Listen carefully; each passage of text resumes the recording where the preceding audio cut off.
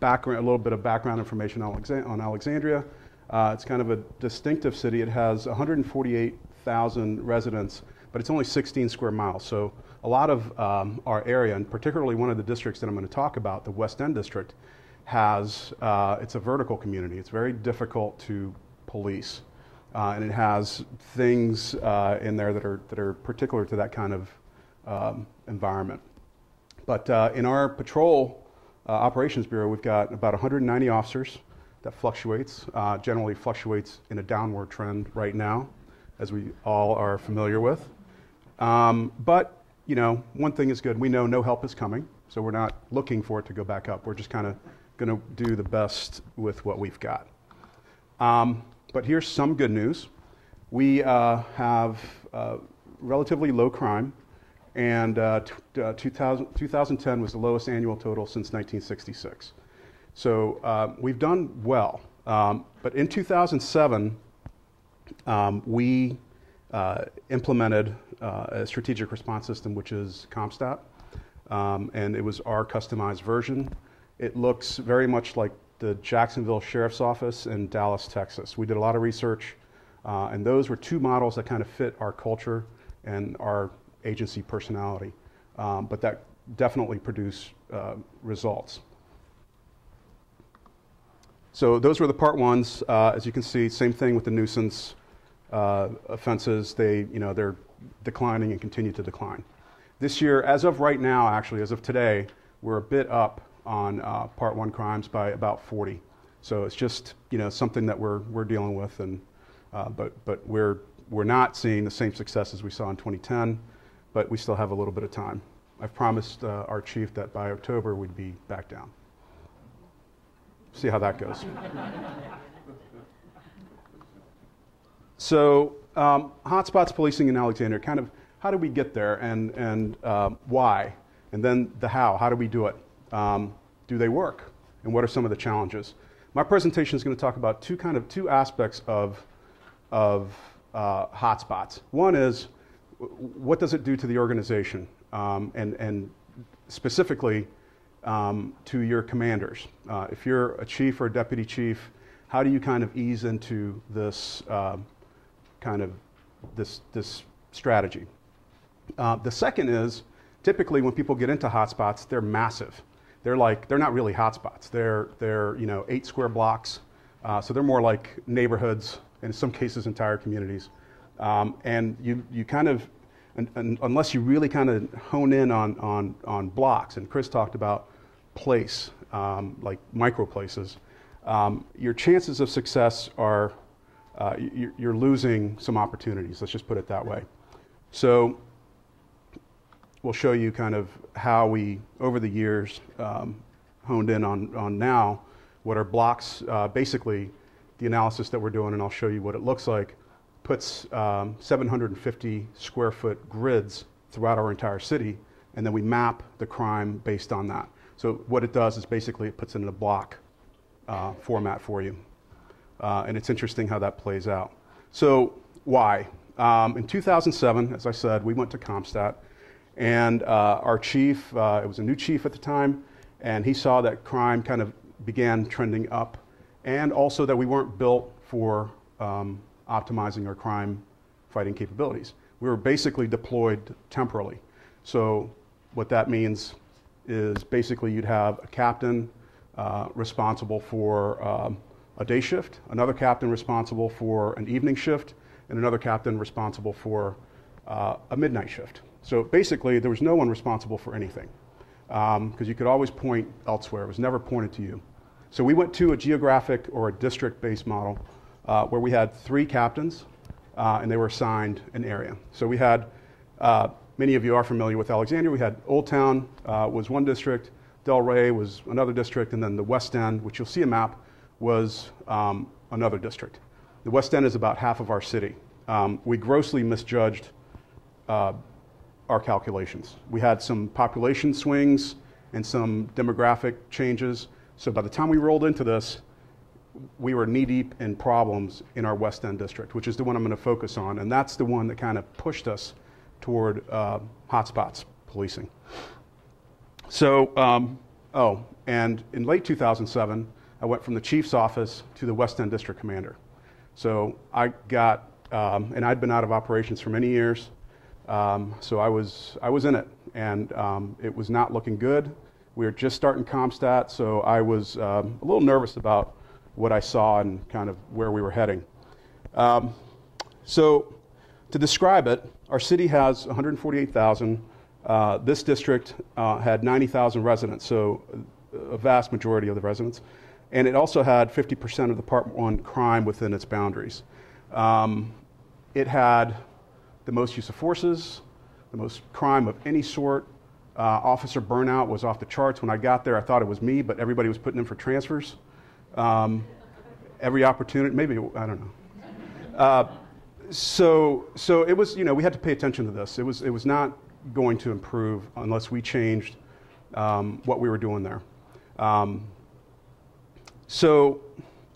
And to put it in perspective, the other two districts collectively had about 58,000 residents, were smaller, and had other problems. I mean, they had, like, I'm dealing with the crime problem. Our other two had political issues. I mean, it was just, they were very different. It was like 3 cities.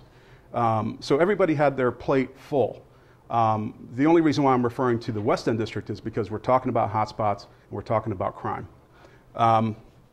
So how did I get into hotspots and kind of where did we jump off? I went to SMIP up in Boston and heard Anthony Braga's lectures on hotspots, and it really resonated with me. It was kind of like, somebody just threw me a life jacket. So I began learning about it, and over the 3 weeks, however long SMIP is, I came back to Alexandria, and I think one of my commanders is here at the time, kind of looked at me like I was crazy. But we tried it, and it was really rudimentary. I mean, it was mostly saturation. We had no real strategy, but what we did was we mapped areas where we thought that we could prevent a lot of crime. We started talking about basically using the routine activities theory, where we worked on suspects, we worked on victims, and we worked on place. But we were all just kind of learning about this. But what was critical was that immediately crime started going down, even with this kind of blind approach to hotspots. So then we started really kind of honing in on what should we do in these areas. And my research into that was the Koper curve. Let me get into, got the why. So as we're going through, we started seeing a downward trend in crime and disorder in these neighborhoods in that West End. So we started looking at the Koper curve with our acute shortages in staffing, because I didn't mention that the West End District was staffed exactly the same as the other two. So we were starting off from a real disadvantage. And that was never adjusted, and everybody knew that it wasn't going to be adjusted because it was just, that's what we had to work with. So the Koper curve was very attractive in that our officers, we could map out hotspots, and our officers could take 3, 4, 5 hotspots and actually begin doing this between calls for service. We then transitioned into permanent, as we started seeing declines, further declines, permanent hotspot officers. So instead of community policing officers, which each district had, we transitioned ours to hotspots. We trained them, we handpicked them, and this is when things just started falling off the charts in these neighborhoods. To date, it's now the lowest out of the 3 in terms of comparisons, year-to-date comparisons. So, and it's still holding true today. So, yes. Hotspots, were all the officers uniformed, or did you use plainclothes officers also? Well, initially it was all about prevention, but now we use our tactical unit. So if we have areas that need apprehension, then those units go in. So we use pretty much everything. And we're starting to use our motorcycle patrols to do traffic in there, K9. So we're using resources from other places in the department. But initially, no. Initially, it was pretty much just go, sit, and we'll reduce crime. But that's a key point, because and someone mentioned activity. What are your officers doing in these hotspots? I think you mentioned that when Chris was talking. I think one of the key components to the success of a hotspot is to increase the risk of apprehension to people that are thinking about committing crime there. So officer activity is very, very important. If they just kind of sit there, they're going to become part of the environment. And people eventually, in some cases, as some major cities have seen, will deal dope right on their hood of the car. So they need to be active, they need to be seen, and they need to make sure that people know they're there talking. So move on to, do they work? Yes, we have produced measurable results in each of our last 3 years. Again, we're slightly up right now, but I'm optimistic we'll be down by the end of the year. And we reached record lows in Part 1 crimes in 2009 and 2010. And we can directly attribute reductions to areas assigned to our hotspot officers. We do a separate analysis to look at how much time they're spending in these places, what they're doing there, and how is crime moving. Generally, it's moving down. So again, there's two important factors. Yes? Have you done anything with other agencies, other city agencies like code enforcement and Absolutely. civil remedies? Yes, absolutely. Those are crucial partnerships. One of our best is with probation and parole. They actually ride with our officers, and when they get out and about and they're wearing high visibility, probation officer jackets, they tend to make people reconsider what they're doing in these areas. But yes, absolutely, yes. How have your interventions been perceived in the community? Have you seen an increase in citizen complaints against your officers or anything like that? No, we haven't. When I talk about, there's going to be a part that I talk about community, and it kind of, it's close to that, but it deals with another aspect of community that I thought we would get some inquiry on, or at least at the political leadership level, they would get some inquiry on. And it's in terms of our deployment now, how we deploy. But no, we really haven't seen that.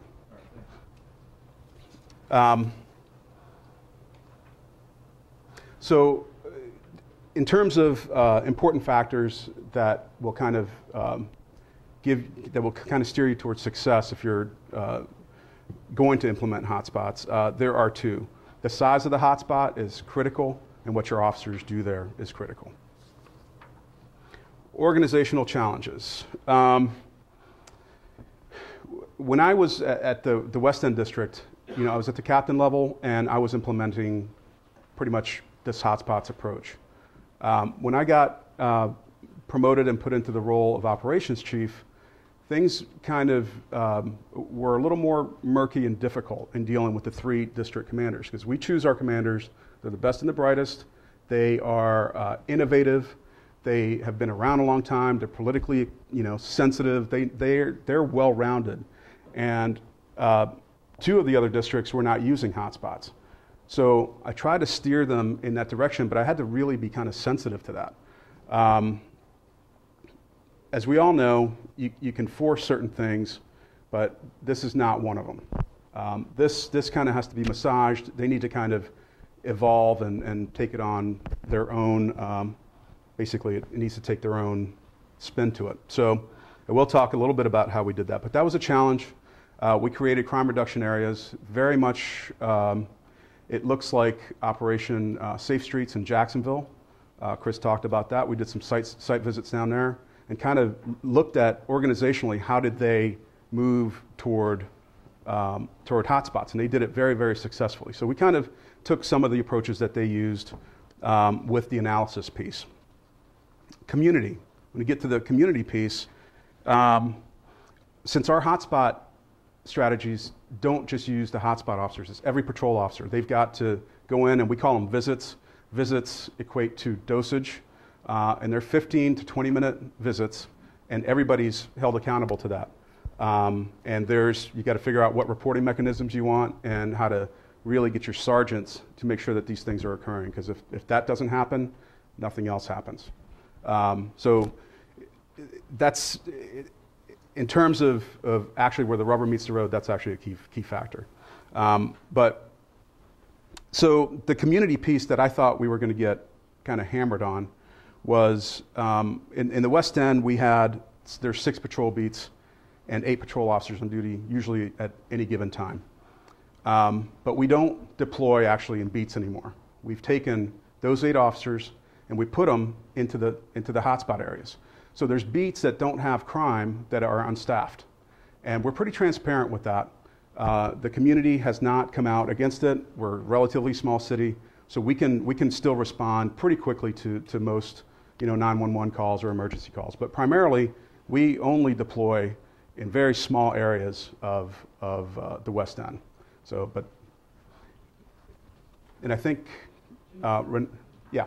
Chief, the unstaffed areas, do they still get drive-throughs and some attention? They do. We still have calls for service there. So there's cruisers that are going in there, they're taking the calls, but then they're popping right back out. So they're not feeling the absence. They're still seeing enough police presence that they're all right. If they call, they're going to get a car, and usually pretty quickly. But there's no random patrol going on there. I mean, our headquarters is at one end, so they're driving through, going back and forth. But there's no unless there's an emerging crime trend. And of course, the watch commanders, the lieutenants, will redirect. But primarily, they're assigned to hotspots.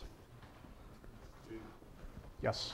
If an issue develops in one of those unstaffed areas that has historically been assigned to a community policing officer, so it's a community issue, who takes ownership of that? How do you assign it? The beat officer would take that, or areas that have community officers are still sort of our hotspot areas. So the hotspot officers would still do that. But an emerging trend where there is no community officer, it would be the beat officer that's actually assigned there, but they would have to go back and start kind of dealing with that. So there's beat responsibility even though they're working in the hotspot? Yeah. Yep. And that becomes it's kind of tricky when you get to dispatching. But the dispatchers have kind of gotten it. The way that we assign beats now is we'll have, for instance, 331, 332, 333. Those are West End beats on the evening shift, and then we'll have Alpha and Bravo on 31, Alpha and Bravo. So we're actually assigning 3 officers to 1 beat. So, and it just depends. It depends on what's going on, what the trends are, but typically that's how we do it. Yes? How are you tracking when the officers go to the hotspot? Are you putting that in your CAD system that they mark out? What they do with that information is every night the sergeants send an email and they copy crime analysis and the commanders and me, and they put down all the visits in their hotspots. So they'll say, Beauregard Sanger, 2 visits, and so on. So we're capturing the information of how much time they're spending there in that way. Can I add to that, Hassan, in terms of what I've seen other codes do? Create a new code. And Sergeant, you might talk a little bit about this, but when you get to a hotspot, you call out that you're there, and then there's a certain code that you can call, and that allows crime analysis unit also to develop a trend analysis on officer activity in those hotspots. We've started to go down that road. It is kind of difficult though, but eventually we'll probably get there. So those are kind of the challenges, and each organization looks different. So you're going to have different ones if you're moving that way. Just some thoughts on microplaces and crime prevention. So when it comes to hotspots, how much time do I have? About a few more minutes. A few more minutes, okay. When it comes to hotspots, size does matter. Obviously, I've talked about that. We've all kind of talked about getting them smaller. So our crime analysis unit, they analyzed part 1 over the past 3 years, and they determined where our most problematic and consistent areas, locations exist. They did not use density mapping because that doesn't really tell you a whole lot. It just puts kind of darker areas, and it's very, very general. They used it's called Fishnet, and basically that's a 750 square foot grids throughout the city that naturally just kind of zoned in on city blocks. So what that does is it breaks down your city. This is the city of Alexandria. It breaks it down into those grids, and it's roughly a block, a city block. Then comes the, what are you going to focus on in terms of hotspots? Is it property crimes? Is it violent crime? Some places like Jacksonville, Operation Safe Streets, it's all about violent crime. They have a lot of murders. That's what they focus in on. For us, that's not the case. We don't have a lot of violent crime. We have property crime. So what we did was, because we didn't want to discount violent crime, but we looked at, I believe it was Dallas, Fort Worth area. There was a couple cities there that did a unique weight distribution, which weighted the part one crime. So basically, it weighted it with severity of offense and the time frame. So the more serious the crime, like homicide, was a 7, and the closest date, both of those things together kind of ramped it up and showed up more acutely. So this is kind of what it looked like. This is what it looked like initially. So the darker areas are very hot. They're very intense microplaces. And then it goes to yellow and to orange. So it kind of gives us some priority areas. So we took this to our commanders, and their view on it was, look, you're looking at 3 years. We also need to be looking at like current trends. So we took that back and we looked at the last 6 months, and then we married the two up. So we did the 3 years and the 6 months, and what you see, the purple ones that you see there with the white borders, those are both the crime reduction areas in historical 3 years and in the last 6 months. So those are the ones they are going after right now, right away, currently. And then what you have is the last 6 months are in the black borders, and then they're still kind of coated with density. So those are the secondary. And the other ones are the historicals that didn't marry up with the last 6 months. So what we did was we kind of cleaned it up. We didn't want to give them too many areas. So we took the historicals that were yellow and orange in density, but we left the reds because the reds are still, they could come right back on us, and they were very severe. So this is kind of what it looks like now.